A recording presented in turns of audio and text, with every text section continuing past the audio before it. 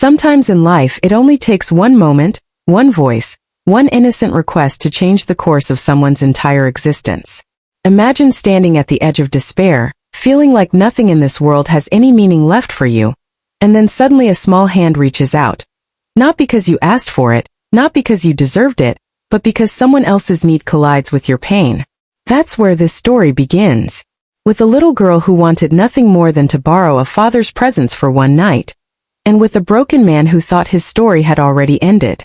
By the time their paths crossed, neither of them knew how deeply they were about to heal each other.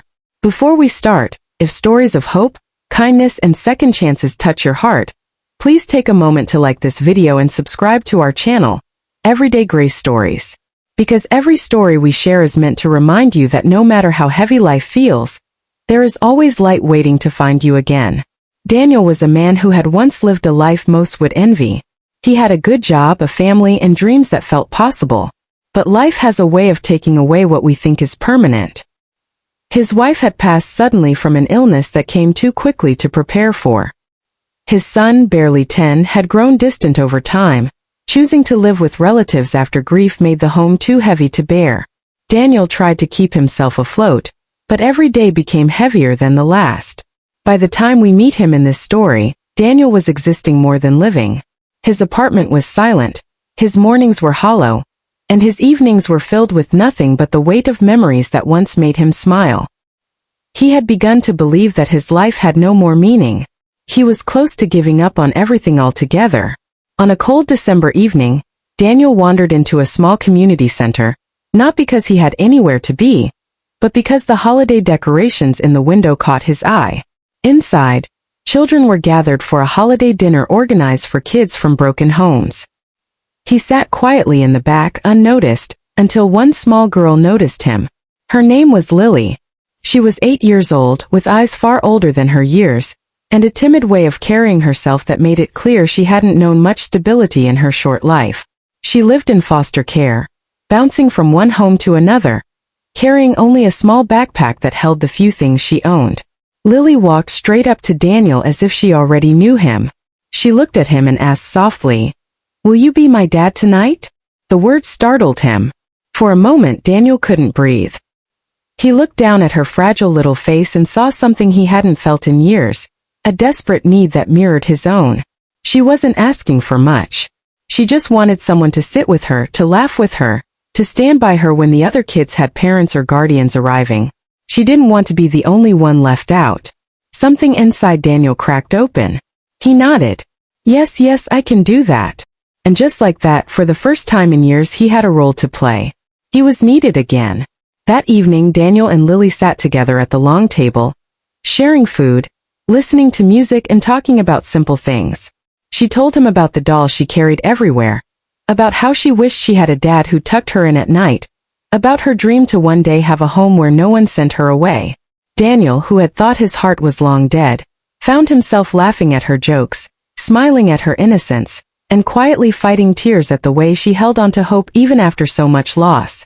But it was when the children were asked to write down their holiday wishes on little slips of paper that Daniel felt his world shift completely. Lily handed her folded note to him and whispered, "Can you read it for me?" He opened it and saw only 6 words written in a shaky hand.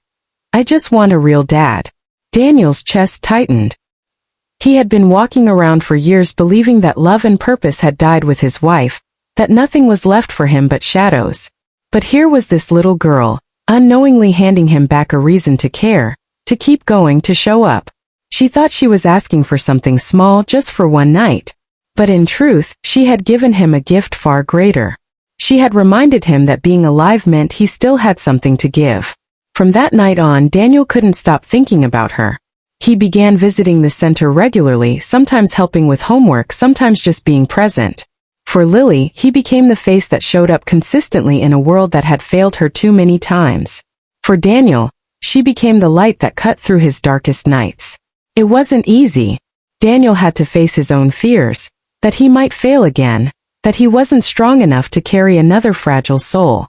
But every time Lily grabbed his hand, every time she called him dad without hesitation, he found the strength to keep showing up.